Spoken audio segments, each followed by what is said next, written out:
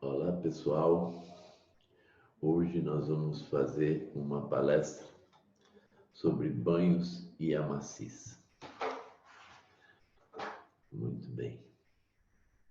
Matinjalu aí, para quem é de Matinjalu. Mucuyu Mozambi, para quem é de Mucuyu. Motumbaxé, para quem é de Motumbá. E Deus abençoe a todos que queiram ser abençoados.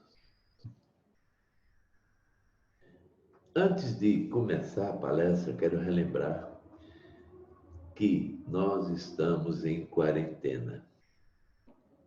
Isso significa que todo cuidado é pouco para que a gente não entre nesse processo de contaminação com esse vírus que está assolando o mundo. Coloco aqui alguns cuidados que a gente tem que ter e, principalmente, sobre a imunidade, que é a nossa defesa natural. E essa imunidade, ela está sempre relacionada com aquilo que nós sentimos interiormente.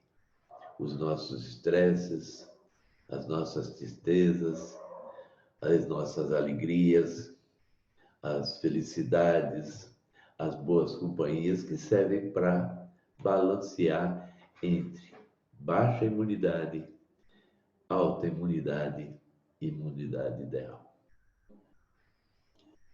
Nós temos visto as campanhas que são feitas no Brasil e também no mundo sobre a proteção. E essa proteção se começa com a máscara, porque a máscara nos protege da contaminação e protege aquelas pessoas que estão perto da gente que se contaminem. Então, vamos usar máscara. Por outro lado, nós devemos ter um cuidado muito grande com a nossa higiene, aonde o lavar a mão com sabonete e, posteriormente, com álcool gel, isso é fundamental e que tem que ser botado em prática, sim. Outra coisa é tomarmos água. A água é a fonte da vida. Então, mesmo que não esteja com tanta sede, tome um copo d'água. O sono. O sono é um outro elemento da nossa vida, é um outro componente da nossa vida que faz com que a gente reponha as nossas energias do dia a dia. E é através do sono que nós podemos fortalecer e melhorar a nossa imunidade. Claro que esse processo de quarentena está prendendo todo mundo em casa e isso quebrou o relógio biológico de todo mundo. Muitas pessoas estão trocando o dia pela noite, o que não é bom. Isso não ajuda em nada. Então nós devemos parar e começar a fazer aquilo que nós fazíamos tradicionalmente, os horários de dormir e os horários de acordar. Outro fator importante também é a atividade física. Ela não só fortalece os músculos, como também cuida da nossa circulação, das nossas pressões. Então, é necessário que façamos algum tipo de exercício, subindo escada, descendo escada, num canto, fazendo algum tipo de flexão, mas o ideal mesmo é se fazer o exercício com quem está ao lado, a esposa, os filhos, o cachorro, o gato, ou seja, sempre criando uma atividade que venha fazer com que o corpo não fique tão sedentário. É importante também, já que nós estamos num processo de quarentena, e esse isolamento social coloca a gente numa situação onde estamos constantemente com as mesmas pessoas todo o tempo. Isso pode levar ao estresse, pode levar à depressão, pode levar a desentendimentos, mas temos uma arma poderosíssima contra tudo isso, que é o bom humor. Ou seja, nós temos que criar na nossa casa um clima onde o bom humor predomine. Sorria das coisas erradas que você faz. Seja você o primeiro a gozar de você mesmo. Converse com as pessoas que estão dentro de casa e crie atividades que façam com que levante esse bom humor. Com tudo isso, a paciência é a chave fundamental, pois através da paciência nós podemos superar as depressões, podemos superar os nossos estresses, os nossos vazios, e é através da paciência que nós conseguimos controlar as nossas imunidades. Como temos muito tempo de quarentena, isolado dentro de casa, existe uma possibilidade de você pegar um livro, ler, assistir um filme e, a partir daí, refletir sobre os conhecimentos que esses estudos lhe passaram. É muito importante você poder assistir um filme, ler um livro e da história que você viu e assistiu, extrair a sua verdade pessoal.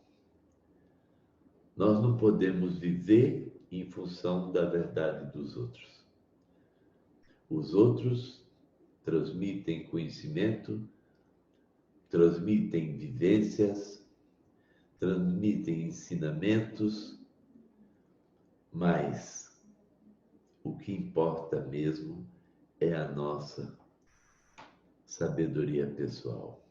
E nós só atingimos essa sabedoria pessoal se quando a gente, ao receber todas as informações que nos vêm, pararmos e refletirmos se essas informações batem com o meu jeito de ser, com o seu jeito de ser. E a partir daí, esse compartilhamento se transforma em verdade pessoal. Gente, quero relembrar também, e para isso eu coloquei o Ossé. O Ossé é um ritual afro-brasileiro, principalmente nas religiões, nos cultos de candomblé e de nação, onde nós reservamos um dia da nossa semana como devoção aos nossos orixás, voduns e inquices. É nesse dia que, do horário que a gente acorda até o horário que vamos dormir, esse espaço de tempo é dedicado a nossas entidades. Dentro da Umbanda, isso não é tão claro dessa forma, mas existe, porque o dia de Ossé dentro da Umbanda está relacionado com o dia da gira. E com essa quarentena, os terreiros estão fechados. E o que eu tenho visto são médiuns que deixaram de fazer as suas preparações de gira simplesmente pelo fato do terreiro estar fechado. Ah, não tem gira, então não preciso me preparar.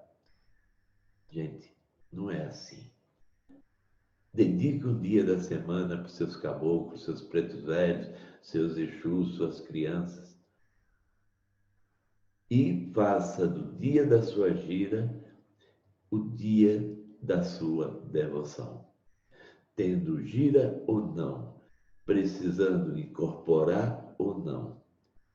O que importa é como você se relaciona com as suas entidades. Eu, por exemplo, dentro da minha tradição, o dia do Ossé, do meu Ossé, são as quintas-feiras. O que acontece? Na hora que eu acordo, eu faço o meu Ossé. Faço meu banho, lavo meus fios de contas, meus ilequés, e o dia vai correr normal. A única coisa que eu tenho que ter é cuidado com os preceitos, que nesse dia eu vou cumprir os preceitos, que vão até às 18 horas, ou seja, até a hora que o sol se põe. A partir daí, eu cumpri a minha obrigação. Mas nós não vivemos com o santo na cabeça, é o que eu digo sempre. Eu dedico um dia da semana, que são as quintas-feiras, para Toy do Sul, Agajá Maçom Tom, que é o meu vodum. Agora, os outros 6 dias são meus, que me permitem acertar e a errar de acordo com minha consciência e meu caráter. Então, isso é importante na cabeça dos médiuns, dos filhos de santo e dos omorixás. Pensem nisso e façam do dia da sua gira o dia do seu Ossé. Tá vendo? Até ele gostou. Existe um provérbio, eu gosto muito de provérbios. E esse provérbio eu gosto muito porque quando alguém traz uma coisa assim que mexe comigo, que eu reflito e que tem tudo a ver comigo, eu adoro.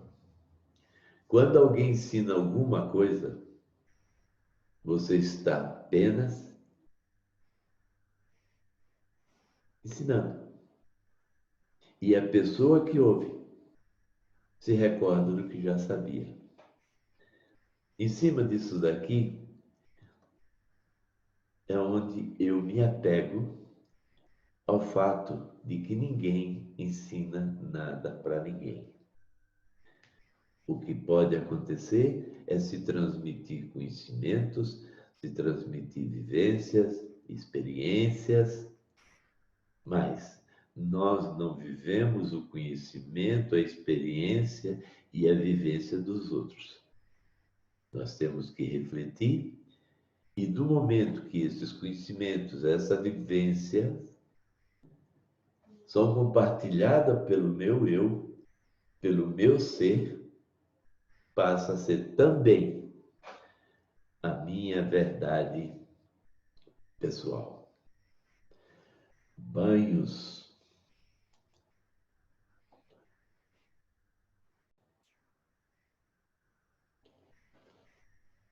Quando a gente fala em banho, a gente se relaciona tudo logo à água. Perfeito, porque a água é a fonte da vida. E para esses nossos estudos, eu vou falar de alguns tipos de banho, onde o banho de defesa, o banho de carrego, de fixação, isso são mais dirigidos ao povo da Umbanda. Na nação existem os banhos, e os banhos nunca são feitos por nós mesmos. Os banhos geralmente são feitos pelos irmãos mais velhos, que nos dão esse banho, pela Ekede, pelo Pai de Santo, ou a Mãe de Santo, ou Babalorixá, ou Yalorixá. Poucos são os casos onde a gente faz o banho. E geralmente, quando esse banho precisa ser feito, como no meu caso, às quintas-feiras, é feito como um omieró. Ou seja, eu colho as ervas que vou usar, deixo no sereno. No outro dia, quando acordar, essa água com essas ervas que são maceradas e depois coadas, eu jogo da cabeça aos pés. Por que que eu jogo o meu banho da cabeça aos pés? Porque a água não foi fervida, o banho não foi fervido. Então, eu posso, eu devo, eu tenho que tomar da cabeça aos pés. Essa preparação, ela não pode acontecer só porque eu quero fazer, não. Isso me foi determinado pelo meu Pai de Santo, e esse banho é correspondente ao vodum que eu carrego. Então nós temos esse banho de omieró, que é o banho que a gente faz no dia dos nossos assés. Nós temos, dentro da nação e do candomblé, o amaci, que são ervas maceradas e que servem para lavagem de cabeça. O importante é nós sabermos que nós não podemos fazer amaci e usar em nós mesmos. Nós temos que fazer o amaci, mas quem vai ministrar esse amaci são os nossos irmãos mais velhos, são as equedes, o pessoal de mais tempo dentro da casa e com patente. Ou dentro da Umbanda, é muito comum, pelo pai de santo ou por uma entidade. Não é? Então, esse é o processo relacionado aos banhos. Como nós sabemos, o banho é a renovação do corpo e da alma. E aí nós podemos gerar um grande equilíbrio. Quando o corpo está descansado, a alma entra em harmonia e isso gera um equilíbrio. O banho, ele é de origem milenar. Só que a história do banho, que depois vocês vão ver nessa apostila que eu vou mandar, esse PPS que vocês estão assistindo, depois eu vou encaminhar para vocês, para que vocês leiam com calma. Então vocês vão ver que o banho realmente é milenar. E o ato de molhar o corpo para a higiene não é só para refrescar. Ele também tem um cunho ritualístico. Ou seja, o banho sempre esteve ligado ao processo de purificação e libertação do pecado.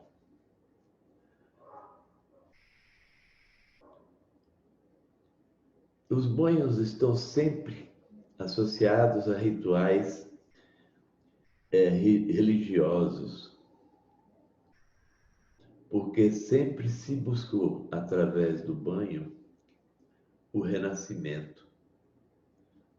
Ou seja, cada banho é um renascimento que nós temos. É renascer, nascer de novo. E esse fato de renascer, nascer de novo, existe, sabemos a história dos batismos, não é? Onde a criança recebe o batismo E nesse batismo, ele passa, renasce naquela religião que o batizou. Dentro das religiões afro-brasileiras, existe também um processo de batismo. E o processo de batismo, ele se dá durante a nossa caminhada dentro de um terreiro, que são os graus que nós seguimos. Para nós, aquela pessoa que vai no terreiro como assistente, como curioso, ou apenas para tomar passe, mas que não tem um interesse de seguir o caminho do sacerdócio, nós chamamos de estrangeiro ou turista. Depois daí vem o abiã. O abiã é aquela pessoa que se interessou pelo terreiro, se interessou pela religião e que gostaria de continuar e desenvolver a sua caminhada espiritual dentro daquela casa. Só que o abiã, antes de qualquer coisa, ele tem que pensar que a função dele como abiã é observar a casa, observar as pessoas que frequentam aquela casa, os médiuns, a índole dos médiuns, a índole dos sacerdotes, dos irmãos mais velhos, e a partir daí saber se realmente essa casa é aquilo que eu quero e que eu espero para mim e para todas aquelas pessoas que eu gosto, um dia poder levar para conhecer. Esse é o papel do abiã. Quando o abiã, ele faz a passagem dele para casa, ou seja, ele é acolhido pela casa, ele passa pelo processo de confirmação. Se ele foi batizado em outras tradições, não precisa ser batizado novamente. Apenas confirmado com o aceite daquela nova religião, aquela religião que ele está professando agora. O que para nós, dentro da nação e do candomblé, acontece no ato da feitura. O ato da feitura é um processo que simboliza a morte do profano e o renascimento para o sagrado. Nós temos, eu citei aqui alguns tipos de banhos, como limpeza física e o higiênico, fricção, assento, descarga, descarrega, energização e fixação. Veja, o limpeza física, o higiênico é aquele que todos nós fazemos todos os dias. Aonde nós vamos ao chuveiro com sabonete, shampoo, creme, essas coisas, para fazer o nosso banho higiênico. O banho de fricção é o banho que é feito, mais conhecido como compressa. O banho de assento era um costume antigo, mas que hoje ainda existe. E o banho de descarga e descarrego, de energização e fixação. O banho higiênico. O banho higiênico, eu tenho aqui um desenho com um camarada feliz cantando, imaginando no mundo. Nós temos uma menina em estado de reflexão, sentindo o prazer da água cair no seu corpo. E no meio eu tenho um amigo que já fez o seu banho Agora só está esperando a coleira para passear, não é? Gente, a semelhança entre o banho e o passe não existe, apenas são iguais, em dimensões diferentes. No momento que eu estou passando sabonete no meu corpo, eu estou dando um alto passe em mim.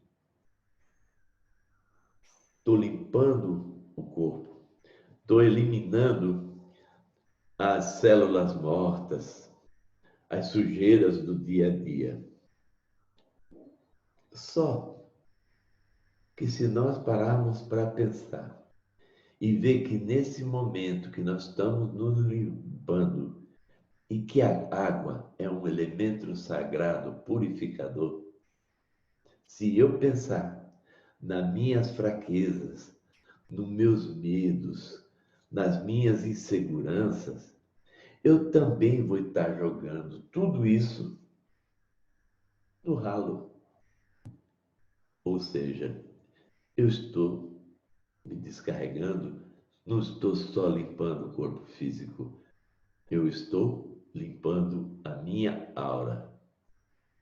Esse é um processo que eu acho importante nós termos em mente. A gente vê falar em banho de defesa só para afastar os espíritos ruins, essas coisas, né? Só que quando a gente faz um banho higiênico e a gente tem a condição de refletir e imaginar que estamos jogando as nossas fraquezas no ralo, nós estamos simplesmente botando em prática no nosso dia a dia o nosso espiritual. Eu vou parar por aqui porque não ficar muito longo e eu quero que vocês tenham possibilidade de ver vídeos pequenos, porque um vídeo longo isso gera cansaço e não é esse o objetivo. E sim, com vídeos pequenos, vocês terem um espaço de tempo para ver e curtir em cima disso. Eu vou gravar agora o segundo vídeo dessa palestra. Até mais e axé para todos.